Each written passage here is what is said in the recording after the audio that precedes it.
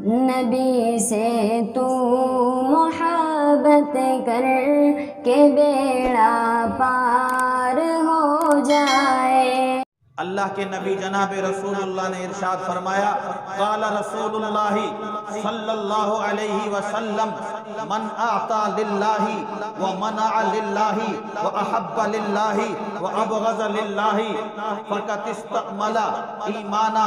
اللہ کے حبیب نے ارشاد فرمایا، ایمان کامل کی 4 نشانیاں ہیں، جو اس شخص کے اندر موجود ہوں گی اس کا ایمان کامل ہے۔ میں محمد الرسول اللہ گواہی دیتا ہوں۔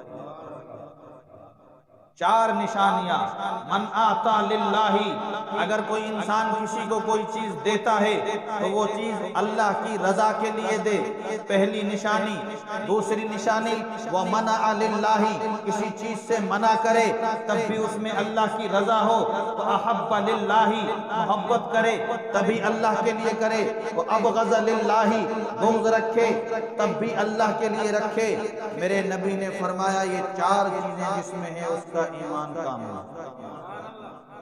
من آتا للہ، کیا مطلب؟ کہ جو کسی کو کوئی چیز دے تو اللہ کے لیے دے۔ مطلب اس کا میرے دوستو سمجھاتا چلوں، بہت ہی آسان ہے۔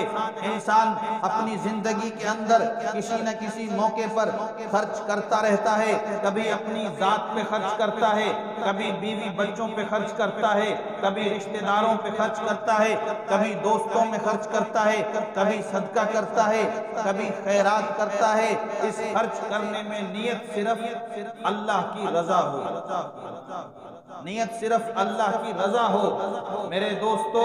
اور حدیث پاک میں یہ بات تو ظاہر ہے، اور صدقے کے لیے تو آتا ہی ہے کہ جب انسان صدقہ کرے، خیرات کرے، اللہ کے لیے کرے اور نیت یہ کرے کہ اللہ یہ صدقہ خیرات کر رہا ہوں، اس کو اپنی بارگاہ میں قبول فرما لے، اس کا ثواب مجھے عطا فرما دے۔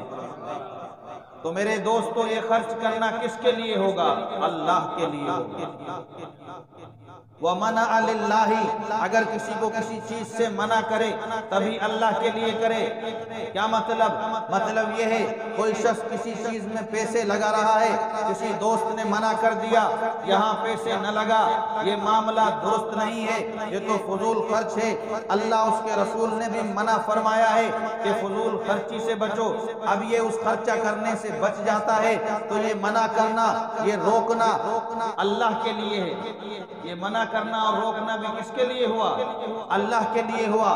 اگر کوئی شخص ہے آپ سے پیسوں کا مطالبہ کرتا ہے، مجھے فلاں چیز کے لیے پیسے چاہیے، آپ کے علم میں بات آئی جس چیز کے لیے پیسے لیے جا رہے ہیں شرعاً یہ درست نہیں ہے، یہ معاملہ ٹھیک نہیں ہے، اور آپ اس کو منع کر دیتے ہیں یہ پیسے میرے پاس نہیں ہیں لہٰذا میں نہیں دے سکتا، تو یہ منع کرنا بھی کس کے لیے ہوا؟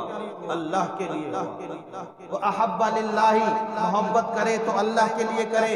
اب انسان کسی اللہ والے سے محبت رکھتا ہے، اس کے پاس جاتا ہے، اس کے پاس بیٹھتا ہے، اس کے بیٹھنے سے ہوتا یہ ہے اسے دینی فائدہ حاصل ہوتا ہے، نمازیں سیکھ جاتا ہے، قرآن کی تلاوت سیکھ جاتا ہے اور دیگر نیک کام سیکھ جاتا ہے۔ وَأَحَبَّ لِلَّهِ، اسی کو کہتے ہیں کہ یہ محبت بھی اللہ کے لیے۔ وَأَبْغَضَ لِلَّهِ، اگر کوئی بغض رکھے، کسی پہ غصہ کرے تب بھی اللہ کے لیے ہونا چاہیے۔ میرے دوستو اس کی ذات میں اس کا کچھ نہ جائے، لیکن اسے بغض اس کے اس عمل سے ہے جو وہ کر رہا ہے، اس کی ذات پر فقط غصہ نہیں بلکہ اس کے اس برے عمل پر اس کو غصہ ہے۔ وہ برا عمل کیا ہو؟ جس میں اللہ کی ناراضگی ہو، اللہ کے رسول کی ناراضگی ہو۔ اگر انسان اس سے بغض رکھتا ہے تو اللہ اس کے رسول کے لیے رکھتا ہے، اس پہ غصہ کرتا ہے اللہ اس کے رسول کے لیے کرتا ہے، بلکہ اس کی ذات کے لیے نہیں کرتا، تو یہ غصہ کرنا بھی اللہ کے لیے۔